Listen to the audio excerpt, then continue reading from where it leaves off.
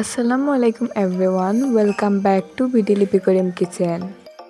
আজকে আপনাদের সাথে আরেকটি নতুন রেসিপি শেয়ার করব।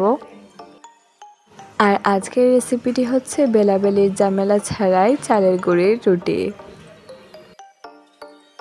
রেসিপিটি দেখার আগে অনুরোধ রইল চ্যানেলটিকে সাবস্ক্রাইব করে রাখবেন।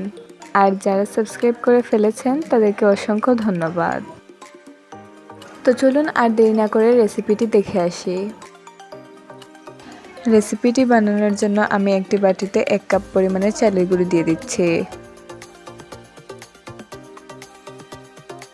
এরপর আমি একটু একটু করে গরম পানি অ্যাড করে একটা ব্যাটার তৈরি করে নেব। আমি একটি হ্যান্ড মিক্সারের সাহায্যে ব্যাটারটা তৈরি করে নিচ্ছি।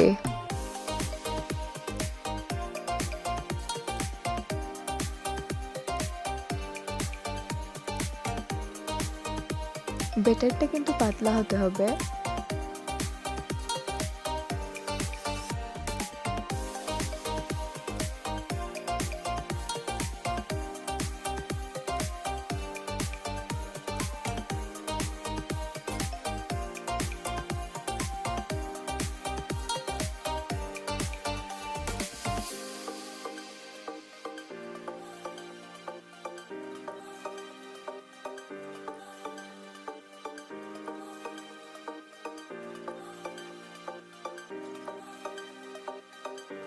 এখন আমি এতে 2 টেবিল চামচ আটা অ্যাড করব।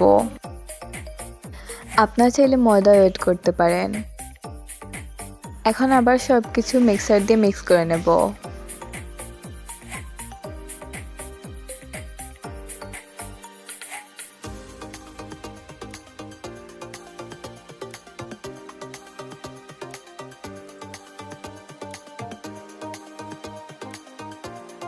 এখন আমি এতে 1 টেবিল চামচ রান্নার তেল অ্যাড করছি, যাতে রুটিটা বানানোর সময় প্যানে লেগে না যায়।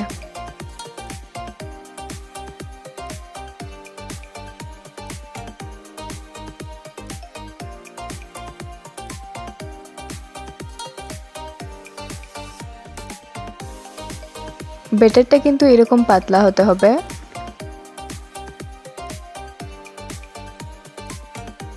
এবার আমি প্যানে একটু অল্প তেল ব্রাশ করে নিচ্ছি। এখন আমি বানিয়ে রাখা ব্যাটার দিয়ে দিচ্ছি। এখন পিঠাটা হওয়ার জন্য অপেক্ষা করব। পিঠাটা হতে কিন্তু 2-3 মিনিট লাগবে মাত্র।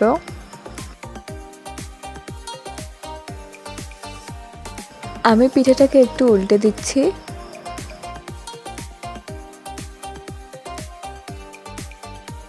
দুই 3 মিনিটের মধ্যে পিঠাটা কিন্তু হয়ে গেছে। এখন আমি এটাকে চুলা থেকে নামিয়ে নিচ্ছি।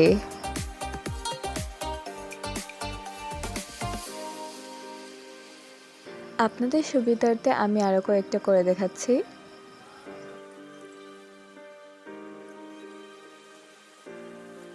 2-3 মিনিট পর এটাকে আমি চুলা থেকে নামিয়ে নিচ্ছি।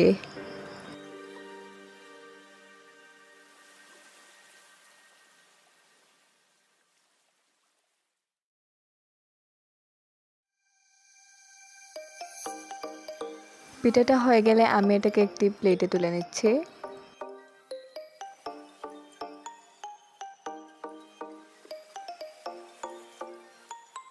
এবার অবশিষ্ট যে ব্যাটারটা ছিল ওইটাতে আমি একটু ফুড কালার অ্যাড করেছি। এখন ফুড কালারটাকে ভালো করে ব্যাটারের সাথে মিক্স করে নিচ্ছি।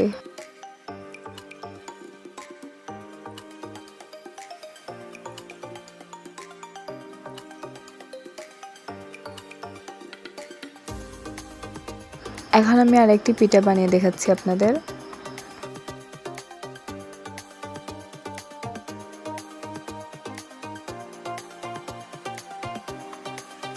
পিঠাটাকে আমি একটু উল্টে দিয়েছি।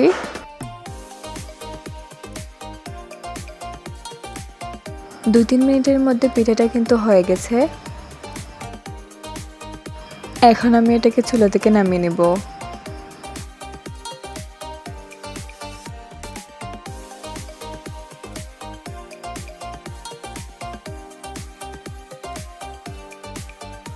কুরবানির ঈদে আমরা অনেকেই চালের রুটির সাথে মাংস খেতে পছন্দ করি। তাই এভাবে বেলাবেলির ঝামেলা ছাড়া খুব সহজেই চালের রুটি বানিয়ে নিতে পারেন। তাছাড়া মেহমানদের সামনেও কিন্তু এটা পরিবেশন করতে পারেন। আশা করছি আমার আজকের এই রেসিপিটা আপনাদের সকলের কাছে ভালো লাগবে। রেসিপিটা ভালো লাগলে দয়া করে লাইক, কমেন্ট, শেয়ার করবেন এবং এরকম আরও সুন্দর সুন্দর রেসিপি পেতে চ্যানেলটিকে সাবস্ক্রাইব করবেন। তো আজকের জন্য সবার কাছে বিদায় জানাচ্ছি। আল্লাহ হাফেজ।